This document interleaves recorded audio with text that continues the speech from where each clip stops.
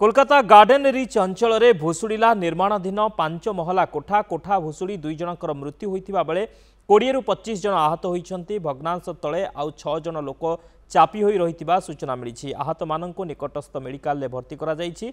मृतक हेले समा बेगम एवं हसीना खातून।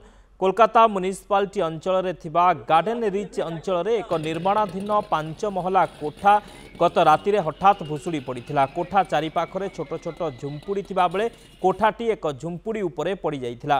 खबर पाई तुरंत पुलिस और अग्निशम कर्मचारी घटनास्थल में पहुंची। यापर स्थानीय लोकों सहायतार उद्धार कार्य आरंभ होइथिला।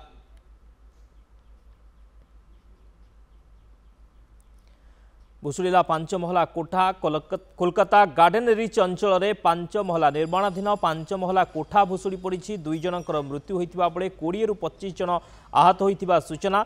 भग्नांश तले आउ 6 जन लोक चापी हो रही सूचना मिली। आहत मानक निकटस्थ मेडिकल भर्ती करा जायछि। मृतक हेले समा बेगम एवं हसीना खातून।